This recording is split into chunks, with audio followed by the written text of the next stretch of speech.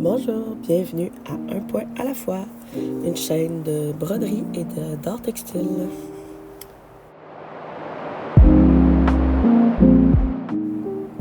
Aujourd'hui, je vous amène dans mon premier vlog. On est un samedi et je m'en vais enseigner au Club Tissu de Laval. Donc, je vous commence ça avec ma petite routine maquillage. Toujours de la crème solaire puisque je fais de la rosacée. J'ai les joues extrêmement rouges, donc crème solaire, été, hiver, tout le temps. Et j'ai cette petite crème incroyable que ma mère m'a donnée. Cette année à Noël, c'est la meilleure bébé crème que j'ai eue de toute ma vie. Je vais écrire les noms des produits dans la barre d'informations. J'ai un peu perdu l'habitude de me maquiller tous les jours comme j'ai eu l'habitude de le faire au secondaire ou au cégep. Maintenant, c'est plus quelque chose que je fais pour me motiver, pour me mettre dedans, avant un événement, avant un marché, quelque chose comme ça, pour me filer, puis prendre un petit moment pour moi, puis me regarder. Donc là, je fais mes sourcils. Puis c'est ça, c'est plus quelque chose qui est rendu comme nécessaire dans ma routine, mais ça me fait du bien. Donc c'est quand même quelque chose que j'aime cultiver dans ma vie de coquetterie. Donc le maquillage, là, j'aime beaucoup les ombres à paupières métalliques. Donc là, j'ai mis des petits dorés, des teintes de orangé. Donc vraiment juste une paupière avec mascara et le gel à sourcils. Ça le fait, je trouve. On n'a pas besoin de grand chose. Puis ça me met dedans. Puis vous, c'est quoi maintenant votre rapport au maquillage? Vous qui peut-être êtes un plus grand adulte ou un jeune bébé adulte. Moi, j'ai 32 ans, fait que je viens d'un milieu aussi très esthétique. Ma mère est prof, était, maintenant retraitée, prof de coiffure, donc l'esthétique a toujours eu une grande importance dans ma vie, puis j'ai souvent senti des oppositions dans mes valeurs face au maquillage et mes idées féministes, puis aujourd'hui, je trouve que je suis capable de tout mettre ça ensemble sans qu'il y ait d'opposition dans mes valeurs. Je pense que le maquillage, c'est pour tout le monde. Puis peu importe ton genre, peu importe ton sexe, peu importe comment tu te représentes dans le monde, je pense que c'est juste une expression artistique qui est le fun à travailler. Puis évidemment, j'aime bien me faire des plus gros make-up quand l'occasion s'y porte. Yeah! Donc là, c'est fini. Je voulais vous montrer mon look final. Et bravo! Je me suis fait une tache, un chandail blanc, comme d'habitude. C'est vraiment un classique chez moi. Fait que je me suis changée. J'ai mis un autre chandail blanc. On va voir s'il va toffer la journée. Un spoiler alerte. Il va toffer la journée, mais rendu au souper, ça va un peu se gâter. Donc là, je suis partie préparer mon stock, le matériel que j'apporte quand je vais enseigner. Évidemment, le matériel est toujours fourni quand j'enseigne dans les ateliers du Club Tissu, autant au Club Tissu que quand j'enseigne chez moi, mais j'apporte toujours du matériel de chez moi. Donc là, je me prépare un petit cerceau sur lequel je vais travailler. En fait, on peut reconnaître que c'est une broderie que j'ai sortie. Là, je viens de la partager. C'est ma dernière broderie que j'ai terminée.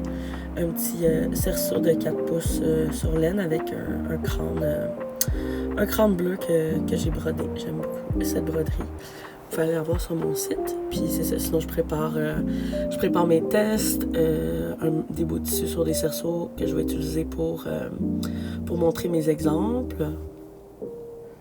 Ça doit faire un bon 5 ans maintenant que j'enseigne dans les clubs tissus. J'ai commencé à enseigner avant la pandémie. Puis ça doit faire un bon 7-8 ans que j'enseigne la broderie.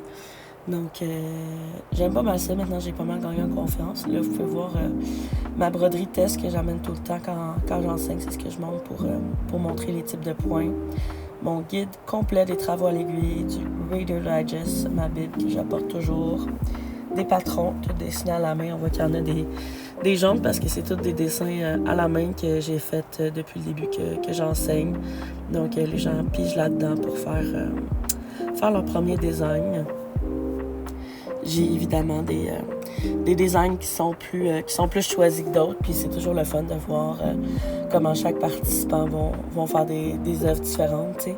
J'aime beaucoup enseigner l'autonomie à mes participants.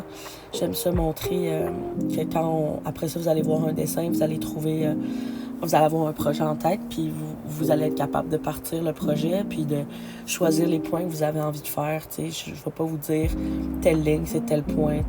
J'enseigne plusieurs points, puis après ça, on y va vraiment selon la capacité de chacun. Parfois, j'ai des participants qui ont un seul point qui leur rentre en tête, puis c'est bien assez. On est capable de faire de magnifiques œuvres, de magnifiques créations dans une extrême simplicité ou dans une extrême complexité aussi. Les deux se peuvent, puis les deux peuvent être intéressants. Donc, j'aime ça, montrer toute la polyvalence de la broderie quand j'enseigne, puis de donner les clés, les outils pour que ça devienne une outil de création le fun pour tout le monde, que vous pouvez adapter autant pour faire des broderies murales, ce que j'enseigne, mais aussi pour l'adapter sur vos vêtements, pour n'importe quel projet. Donc là, j'enseignais un atelier de thématique des fêtes de Noël, donc c'est pour ça que j'avais apporté de la petite laine scrubby pour faire des effets magiques. Quand on fait des petits points français avec ça, ça fait vraiment un effet le fun. Fait que j'aime ça montrer des techniques un peu spéciales quand j'offre le cours thématique des fêtes. Donc là, on s'en va en cuisine. Je me prépare un smoothie classique, une grande composante de mon alimentation. Parfois, j'ai de la difficulté à m'alimenter, surtout le matin. J'imagine que ça arrive à plein de monde. Ici, n'hésitez pas à me donner vos trucs pour manger le matin, puis boire. Toujours plus facile. Donc là, on y va avec banane, fruits congelés, yogourt grec. Je vais mettre du beurre de pin. Bon, là, j'ai pas du beurre de pin naturel, c'est tout ce qui me restait. Et du lait, là, je pense de soya, ou des fois c'est du lait d'avoine. Donc, je vais blender ça, puis ça va me soutenir pour mon déj.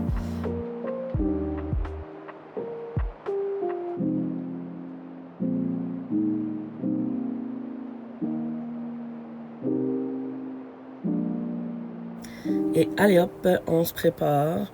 Donc, je n'ai pas de permis de conduire. Donc, à chaque fois que je vais enseigner à Laval, à Saint-Hubert, c'est mon charmant conjoint, mon amoureux Ronan, qui me lifte. Et comme on a une petite enfant, en fait, moi j'ai un autre enfant, j'ai un grand enfant de 11 ans, Edgar, et Enora de 6 ans, qui est notre progéniture. Donc là, je l'habille, on met les souliers, on se prépare. Donc, c'est sûr que c'est toujours une préparation. Quand on n'a pas de permis de conduire, il faut plus planifier les choses, mais j'ai la chance d'avoir ces coquinots. On s'amuse à redécouvrir nos vieux CD en ce moment. Donc, on écoutait le Trompe-l'œil de Malajube, album incroyable québécois. Toujours aussi bon, sincèrement, ça faisait vraiment longtemps qu'on n'avait pas écouté, puis ça rentre toujours au poste. Et Nora était bien enchantée par ces belles mélodies de Malajube.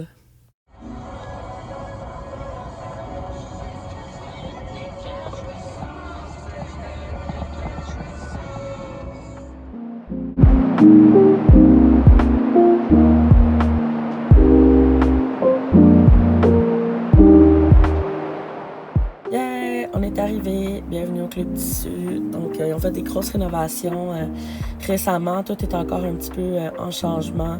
Donc là, on voit les DMC. Moi, ma section préférée, c'est toujours les soldes. Il y a plein de bacs de soldes. Je prends toujours des coupons. Puis là, cette fois-ci, j'avais trouvé un beau petit paquet, 4$, plein de fils.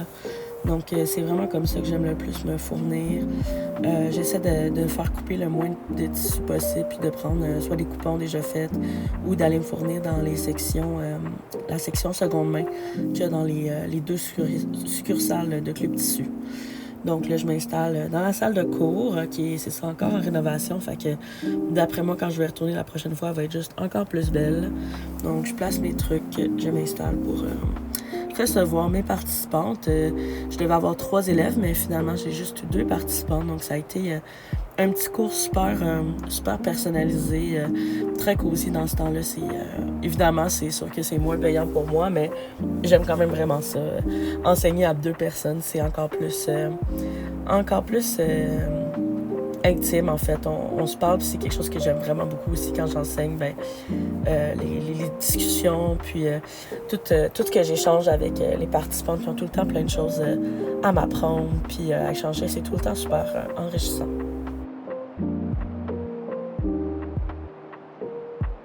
Généralement, mon maximum d'enseignement, c'est 6, donc jamais je me retrouve avec des classes hors de contrôle où j'arrive pas à enseigner, puis à avoir un contact surtout avec tout le monde, parce que je trouve ça important que dans un atelier, par exemple, là, c'est un atelier de 4 heures, je trouve ça important que les gens aient le temps de s'asseoir aussi puis de pratiquer, tu sais.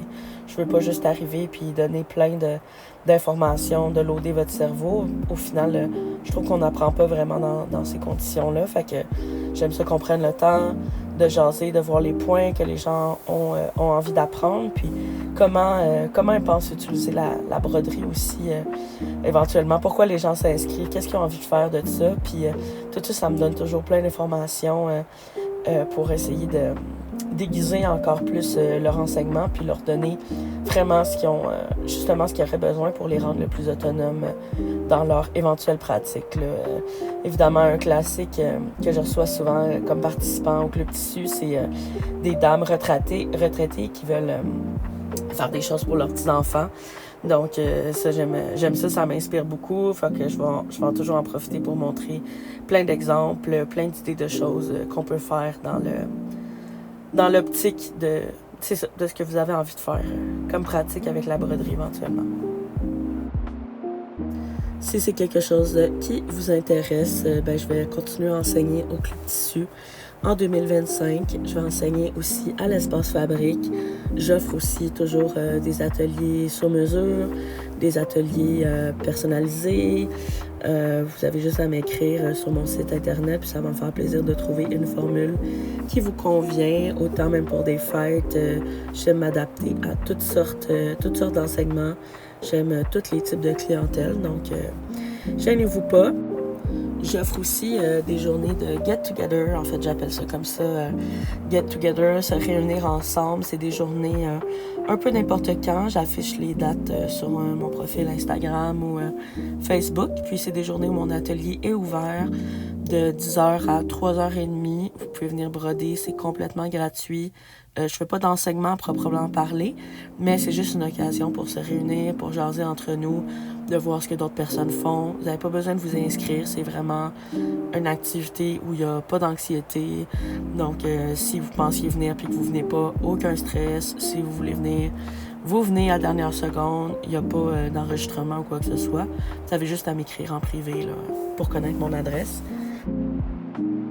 Donc voilà, c'est terminé l'atelier. On peut voir un peu de ce que les participantes ont travaillé durant l'atelier. Donc, c'est ça. J'espère que vous avez apprécié mon petit vlog. N'hésitez pas à m'écrire si vous avez des questions. Et on finit ce vlog sur moi et Enora qui vont souper du poulet béni en ce samedi soir. Ça a été notre grand bonheur à toutes les deux de manger cette poutine au poulet. J'espère que vous avez apprécié mon petit vlog. On se retrouve très bientôt et au plaisir de vous jaser. Bye!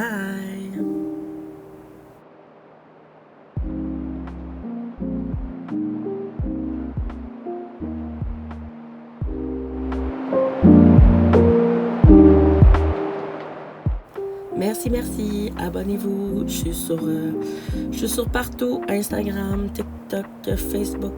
Merci, bye bye!